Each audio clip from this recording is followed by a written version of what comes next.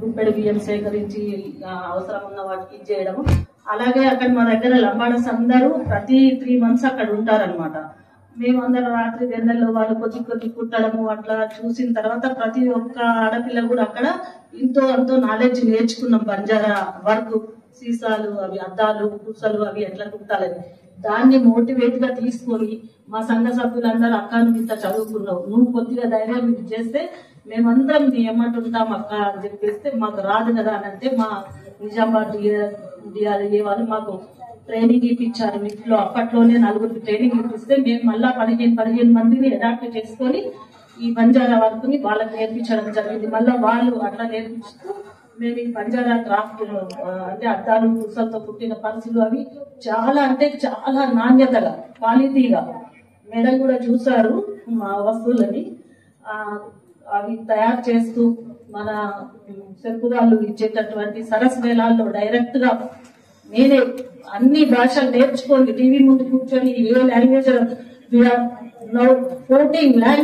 14 languages well known.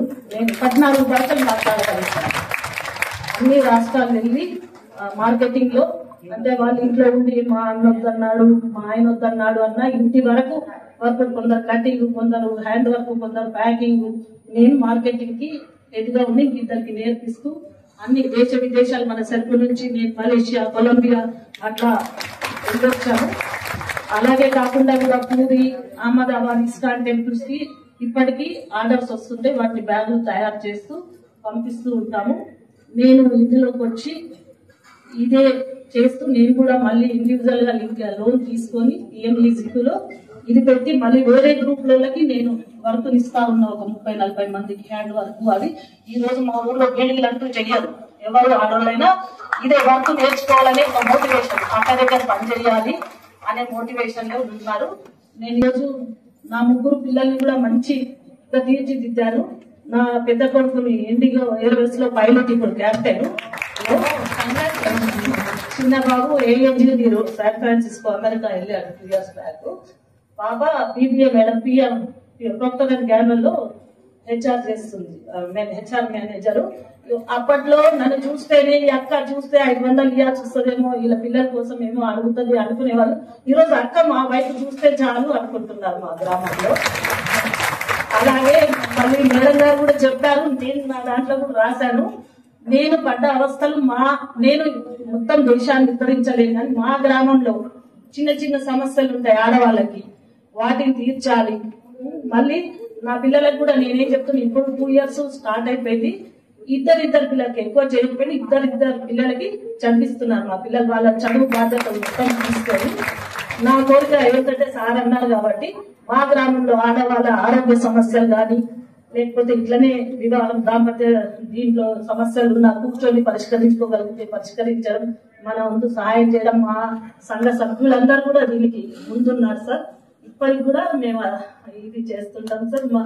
ఇంకా ఏదన్నా ఉంటే కూడా మేము ఒక్కొక్కటి చిన్నగా కార్యక్రమాలు చేస్తూ వద్దామని అనుకుంటున్నాం. మేడం చెప్పినట్టు ఇప్పుడు ఎవరైనా గ్రూప్ లో కానీ పక్కన ఎవరైనా లేని వాళ్ళు ఉన్నా కూడా 5,000 అయితే 5,000 మా వంతు సాయంగా చేస్తా ఉంటాము.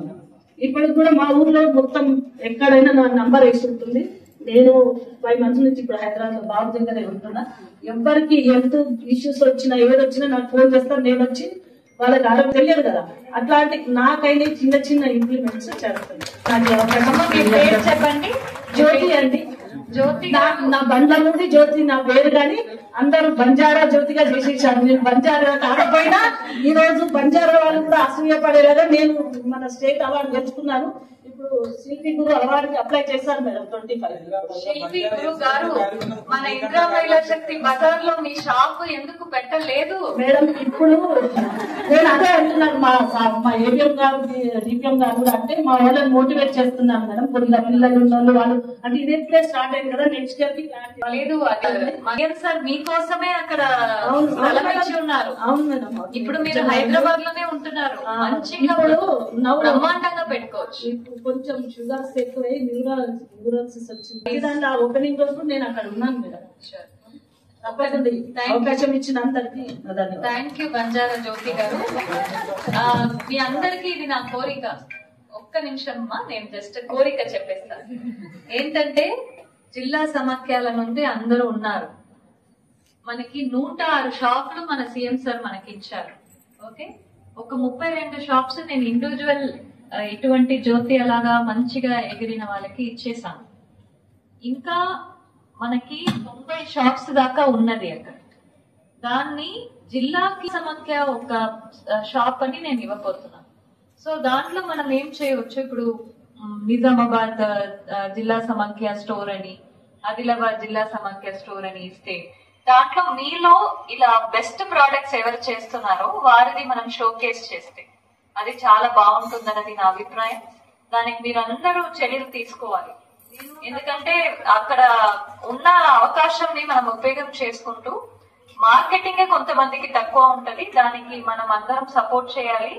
నెక్స్ట్ ఒక నెల లోపల జిల్లా సమాఖ్యలందరూ కూడా మీలో మీ సభ్యురాలు ఎవరు మంచి మంచి ప్రోడక్ట్స్ ఏది తయారు చేస్తున్నారో, ఏది మనం రాష్ట్ర స్థాయిలో దేశ స్థాయిలో మనం షోకేస్ చేయవచ్చో అది షార్ట్ లిస్ట్ చేసుకుంటూ ఖచ్చితంగా అక్కడ షాప్ పెట్టుకోవాలని నేను కోరుతున్నాను.